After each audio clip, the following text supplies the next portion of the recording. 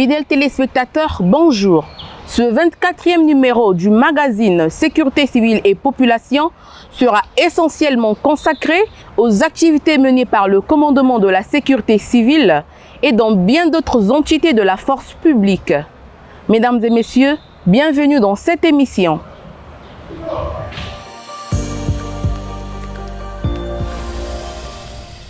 Un drame s'est produit le mardi 18 avril 2023 à Bakongo, dans le 2e arrondissement de Brazzaville.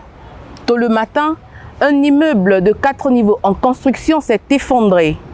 Le bilan de celui-ci fait état de 2 morts de sexe féminin, respectivement âgés d'environ 60 et 25 ans, un blessé, 2 traumatisés hystériques, ainsi que des dégâts matériels très importants. Georgelin Massomba, reportage.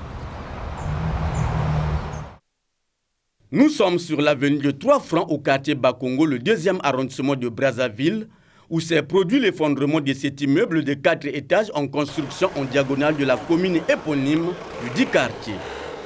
Dans sa chute, cet immeuble a entraîné 2 habitations sur le voisinage, où étaient coincées 3 victimes sous les décombres. Habitants du quartier, passant tous dans les mois. Hier, ils ont coulé la 4e dalle jusqu'à 23 h. Donc, ils ont fini hier à 23 h, ils sont partis. Là, quand il y a eu le boulement ce matin à 8 h, donc c'est ce qui s'est passé ici. On voit les forces de la police, la gendarmerie et les jeunes du quartier qui sont en train de mettre la main sur la pâte. Donc, je suis allé voir le Ouest africain pour lui parler du vélo de l'enfant. Et au moment où on discutait, on s'est rendu compte qu'il y a une petite qui traverse le goudron en courant. Et moi, je la pose la question, elle n'a pas répondu, elle est passée. Et c'est le Ouest africain qui me fait signe, il dit, chef, regarde derrière. Quand je regarde derrière, c'est ce qu'on appelle le séisme. C'est la première fois que je vois ça, c'est une maison fondre, pareillement. Et j'ai une dame qui était là devant, je l'ai vue la dame. Elle ne pouvait pas fuir parce qu'elle était embourbée. J'ai vu la scène parce que ça se passe en face de chez moi, en face de moi. Il y avait un bus qui était garé, le bus et un quaster qui était derrière, à l'arrêt du bus. Et même les gens qui étaient dans le quaster commençaient à descendre, à fuir. J'ai vu. J'étais en face de la situation. Vous savez, ils ont travaillé toute la nuit. Et ils ont travaillé sous telle pression. Il y avait la pluie en fait. Il y avait la pluie. En même temps, vous travaillez le ciment, la pluie. Est-ce que, véritablement, est-ce que le travail était au point? C'est ça aussi. Parfois, quand on 4 niveaux, c'est pas facile. Hein? Une demi-parcelle, 4 niveaux, il faudrait qu'il y ait un soutien. Vous savez, une maison en construction en étage, c'est pas facile. Informé, Raymond Zéphiremboulou, ministre de l'Intérieur, de la décentralisation et du développement local, qu'accompagnait le commandant des forces de police, le général de police de 2e classe Jean-François Ndengue, le commandant de la gendarmerie nationale, le général de brigade Gervais Akwangé, le commandant de la sécurité civile, le général de police de 1e classe Albert Ngoto, a résolu de se rendre sur les lieux pour constater l'étendue de dégâts en présence du maire de Brazzaville, Dieudonné Bansimba, ainsi que de l'administrateur maire de Bakongo, Simone Lubienga. J'ai été informé parce que ça se passe devant la mairie de Bakongo. J'étais informé qu'il y a eu l'effondrement de cette bâtisse. Et donc je me suis rendu sur les lieux pour regarder avec les sapeurs-pompiers qu'est-ce qu'il fallait faire pour pouvoir voir s'il y avait des gens qui étaient retenus sous les décombres. C'est ce que nous avons fait. Nous avons recueilli d'abord des informations auprès des personnes qui habitent les lieux, puisque la maison s'est effondrée, c'était une maison en construction. Donc la maison s'est effondrée, la bâtisse s'est effondrée sur la parcelle attenante, la parcelle voisine.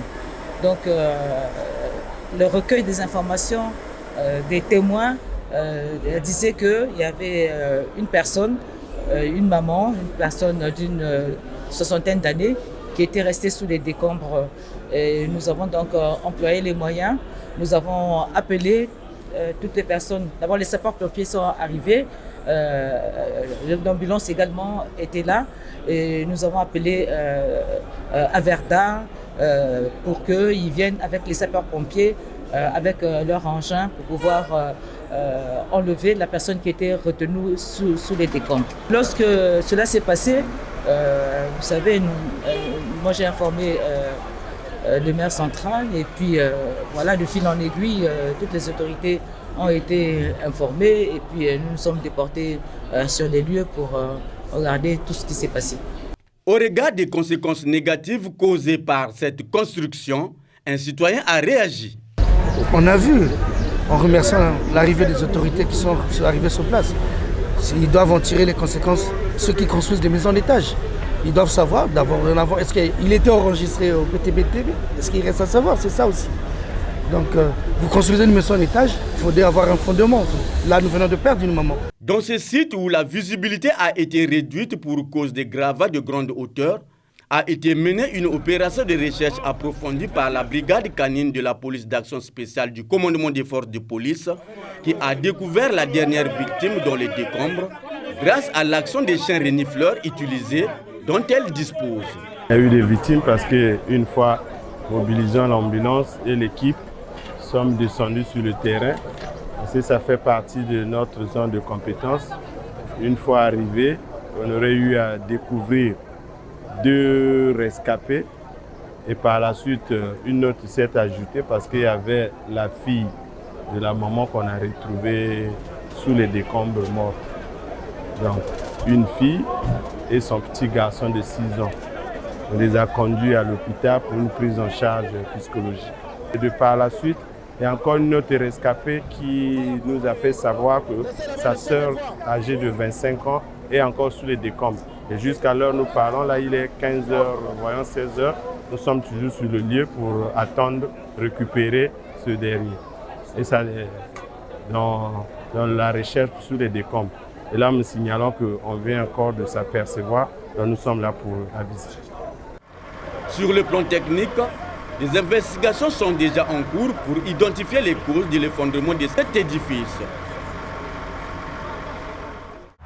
La salle de conférence de la préfecture de Brazzaville a servi de cadre à la cérémonie d'ouverture de la conférence annuelle de planification et d'harmonisation des méthodes de travail du commandement des forces de police le mardi 18 avril 2023.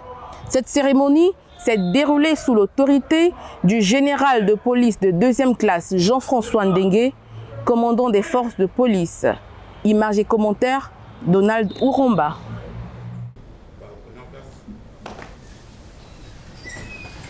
La conférence annuelle des commandants territoriaux des forces de police a été consacrée à la planification et à l'harmonisation des méthodes de travail, en l'occurrence le renouvellement de la conscience des missions régaliennes, l'identification des défis sécuritaires permanents et ponctuels, la programmation des formations des personnels, la planification des opérations de police dans le cadre de la prévention comme de la répression et bien d'autres. Dans son mot d'ouverture, le général de police de 2e classe Jean-François Ndengue, commandant des forces de police, s'est adressé aux commandants territoriaux en ces termes. Le commandement des forces de police se réjouit de la belle représentation des hautes autorités de la gendarmerie nationale, preuve de notre commune volonté de renforcer la collaboration entre les 2 entités de la force publique unies sous la même tutelle ministérielle avec des objectifs et des missions complémentaires.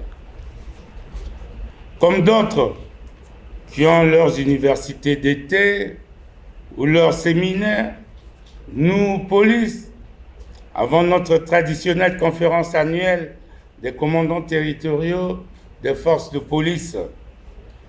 La session de cette année-ci porte sur la planification et l'harmonisation des méthodes de travail du commandement des forces de police, le renouvellement de la conscience de nos missions régaliennes, l'identification des défis sécuritaires permanents et ponctuels, la programmation des formations de nos personnels, la planification des opérations de police en prévention comme en répression pour assumer ces missions et relever ces défis sont une exigence de responsabilité, de rationalité.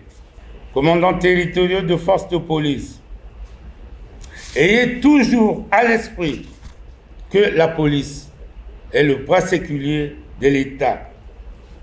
Elle assure la stabilité et la protection des institutions, fait respecter les lois et règlements de la République, protège les personnes et leurs biens, assure la paix et la sécurité en luttant bien sûr contre tout type de menaces et d'atteinte à l'ordre public. Là est toute la noblesse de notre corporation. Comme j'aime à le dire, nous devons assumer notre devoir de policier comme un sacerdoce. N'est-elle pas sacrée cette corporation qui apporte la paix et la sécurité aux 5 millions de Congolaises et des Congolais et aux étrangers qui vivent au Congo? Officiers, nous n'ignorons pas la réalité. Nous travaillons dans des conditions difficiles. On le sait bien.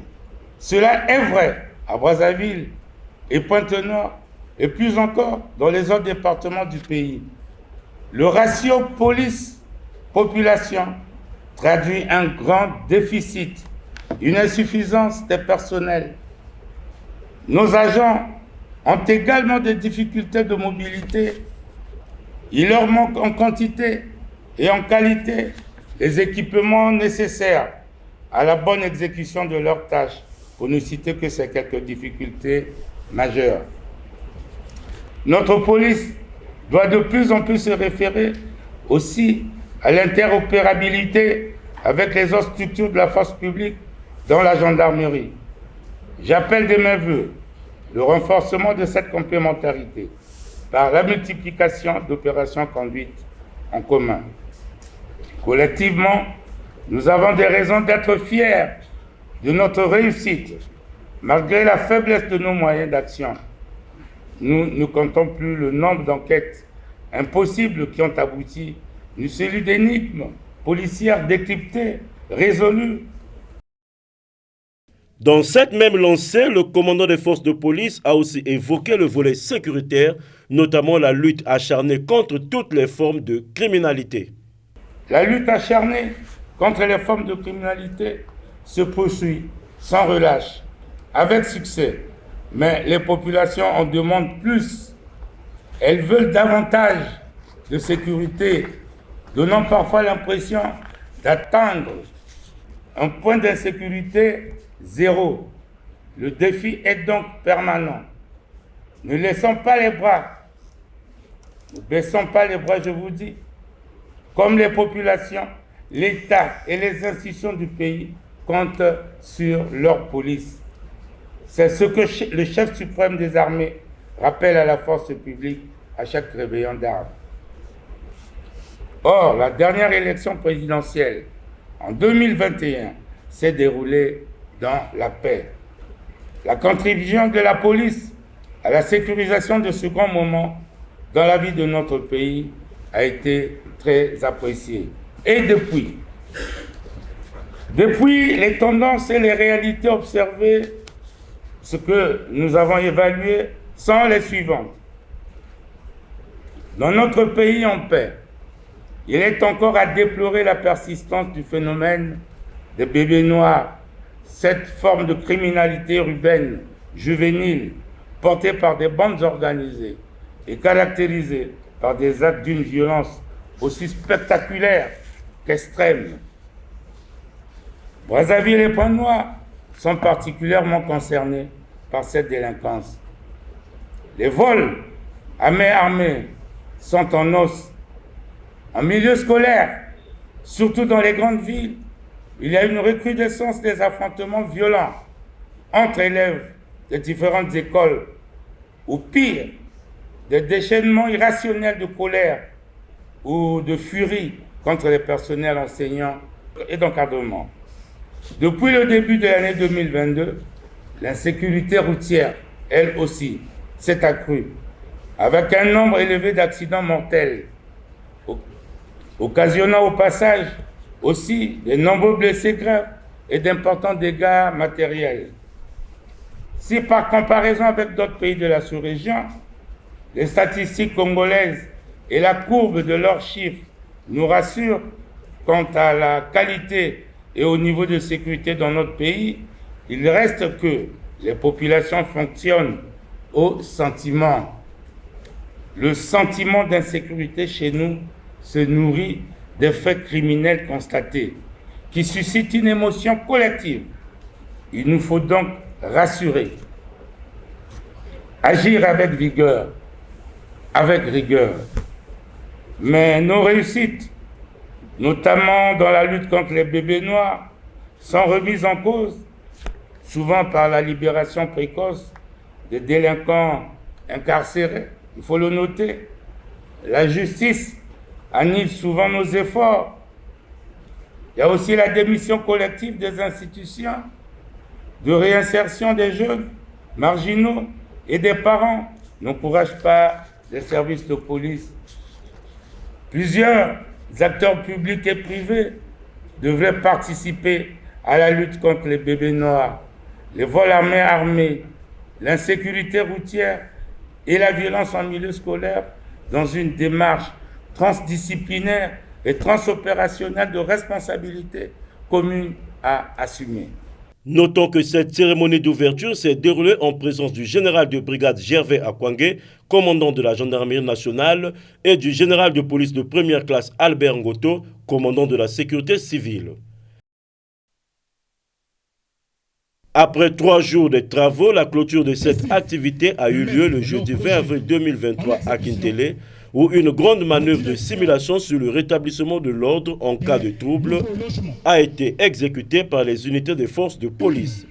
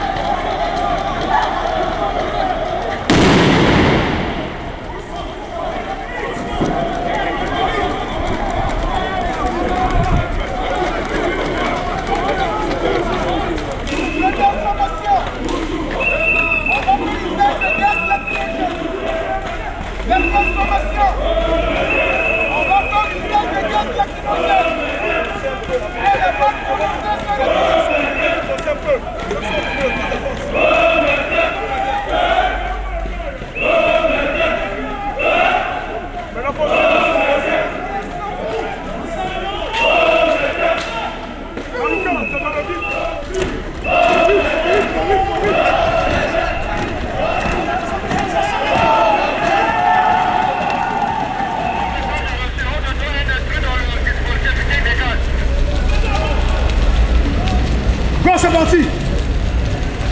Serré à gauche, ne pas de d'autres. Alpha 11, Alpha 12, serré. Ouvrez, laissez la brèche.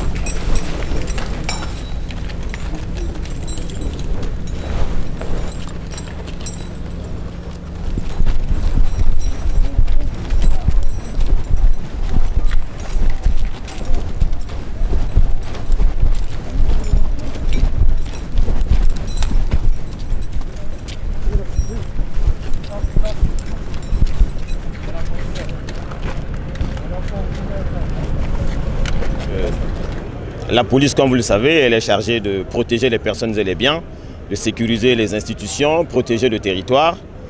Et cette mission, elle s'exerce sur l'ensemble du territoire national. Et il y a une pluralité d'acteurs. Vous avez donc des acteurs départementaux qui sont au nord, au sud, à l'est et à l'ouest du pays. Alors, pour pouvoir donc accomplir ces missions de façon optimale et durable, il est question justement d'harmoniser les méthodes de travail pour que la police ne travaille pas de façon disparate, qu'il n'y ait pas une pluralité de modes d'action, mais plutôt des modes d'action reconnus par tous, compris par tous, pour pouvoir donc accomplir la mission de façon harmonieuse sur l'ensemble du territoire. C'est au terme de cette manœuvre que le général de police de 2e classe Jean-François Dengue, commandant de force de police, a clos l'activité. Alors cette phase vient de se terminer par ce brillant exercice de maintien et de rétablissement de l'ordre public auquel nous venons d'assister. Je félicite donc vivement les équipes de conception et d'exécution de cette spectaculaire manœuvre de police pour que cette conférence annuelle des commandants territoriaux des forces de police tienne toutes ses promesses. Les participants doivent tout mettre en œuvre pour que les savoirs, les échanges, les recommandations de la dite conférence trouvent leur expression concrète sur le terrain en matière d'administration d'abord de nos services, de gestion de nos personnels et bien sûr sur le plan opérationnel. La réflexion doit se poursuivre.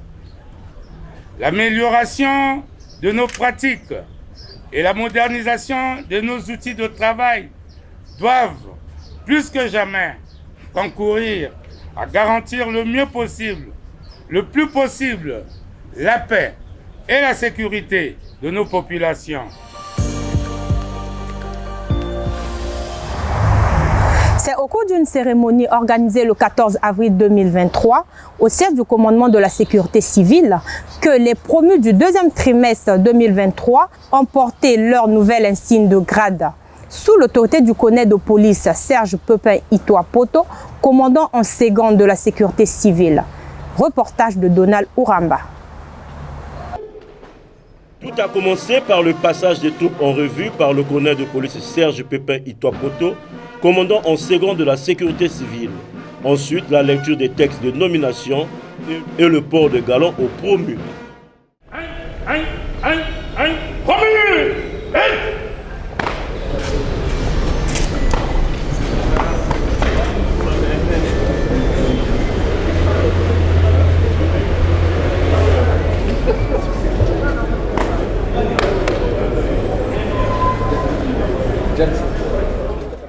Le commandant en second de la sécurité civile, après cet exercice, s'est adressé aux bénéficiaires en ces termes.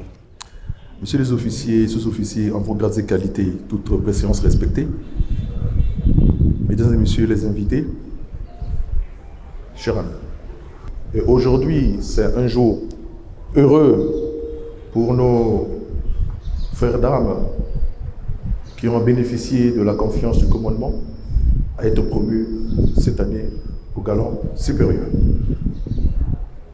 Et c'est pour cela que je dis qu'au nom du général, commandant la sécurité civile, je vous en félicite et je vous adresse tous mes remerciements.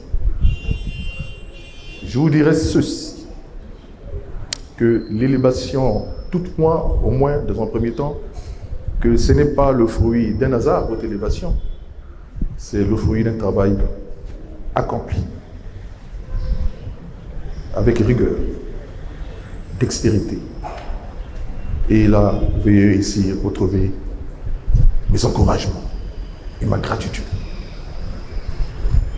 Je dirais que votre élévation implique alors beaucoup de responsabilités, de dévouement dans le service, d'abnégation Le service attend de vous que vous mettez en exergue ce dont vous aurez à faire avec plus de professionnalisme.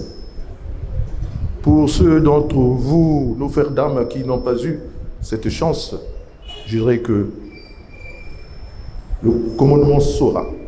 Nous voulons les voir dans la discipline, la cohésion, qu'ils soient patients. Le commandement songera à ces derniers, et pas de souci. Et comme il est toujours dit, je me permettrai ici de vous rappeler que le succès ne s'obtient que dans la discipline et la cohésion. Et qu'éventuellement les antivaleurs n'ont point de place au sein de notre corporation.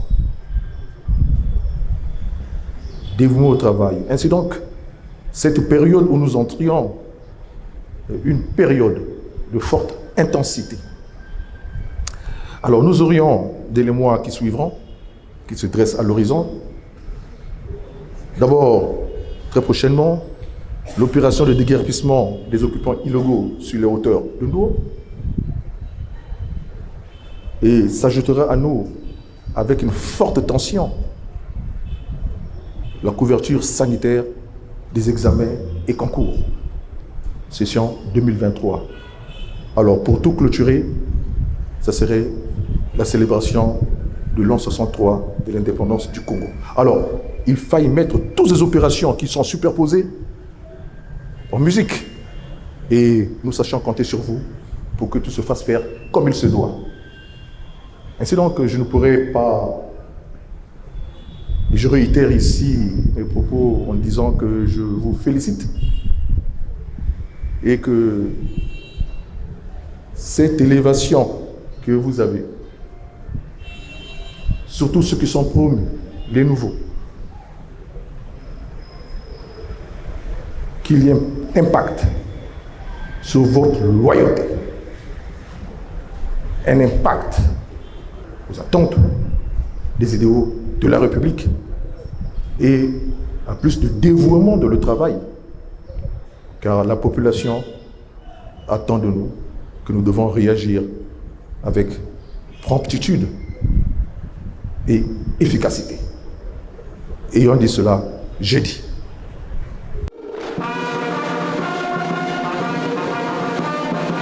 Exprimant leur satisfaction, les promus n'ont pas manqué de livrer leur impression. En fait, je conseillerais aux autres de faire de bravoure et avoir un exemple parce que leur tour arrivera. Et à mes impressions, je dirais que c'est la discipline qui est la meilleure et la meilleure de tout. Le dévouement, l'ardeur et le compte rendu. Donc c'est en cela je suis très très satisfait et la satisfaction est très grande. Le secret n'est autre que le compte rendu, le secret n'est autre que l'obéissance. Et c'est ça, l'obéissance dans le travail bien sûr. Et je demanderai à ceux qui ne sont pas promus de pouvoir encore, de ne pas se fatiguer, de ne pas se lasser, de ne pas abandonner le travail, de ne pas rester à la maison parce qu'on a eu à rater le tableau comment, mais plutôt de fournir encore plus d'efforts afin qu'ils soient encore pris en compte les années prochaines ou les trimestres prochains.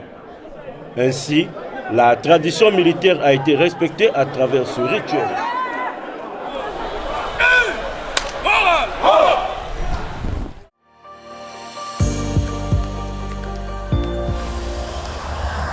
Dans l'accomplissement de ces missions régaliennes, le commandement de la sécurité civile, au travers de son dispositif médical, a procédé le dimanche 16 avril 2023 à Brazzaville et à Pointe-Noire à la couverture sanitaire de la marche sportive organisée par la Société nationale des pétroles du Congo dans le cadre de la célébration de ses 25 ans d'existence. Le commentaire de Georgelin Massamba.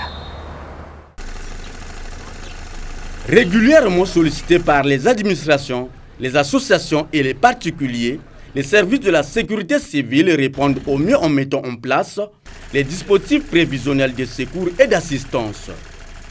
Cela a été le cas au cours de cette marche sportive qui a rassemblé de nombreux agents de la Société nationale des pétroles du Congo, SNPC. Cette marche est organisée à l'occasion du du 25e anniversaire de la SNPC. Donc il est question ici, pour nous, dans le cadre de ces festivités, de se retrouver ici entre collègues et puis voilà, de faire du sport, ce qui est bien pour la santé. Hein. Évidemment, c'est un dispositif qui doit être, à mon humble avis, naturel.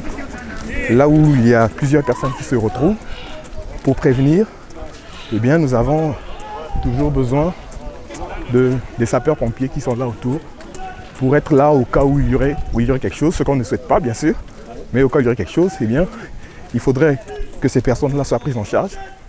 Donc nous sommes tout simplement dans ce que moi je considère être normal. Donc on a décidé de faire un peu la marche pour toute l'équipe de la SNPC et voilà, c'est ça. Ben, c'est très bien. Je pense que c'est très très bien que la sécurité civile puisse nous accompagner dans ça. Ça évite, si quelqu'un peut tomber, au moins ils sont là pour porter secours. Voilà.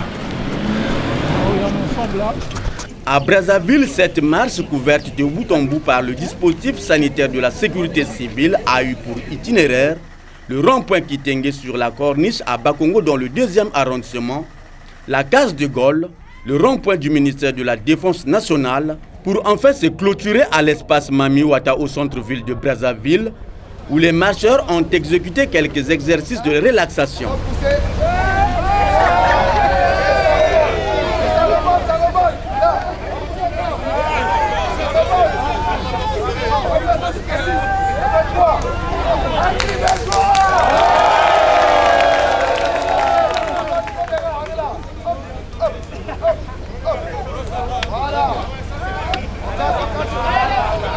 Tout compte fait, cette présence du dispositif sanitaire de la sécurité civile au cours de cette marche à Brazzaville comme à Pointe-Noire symbolise bien le lien sécurité civile-population.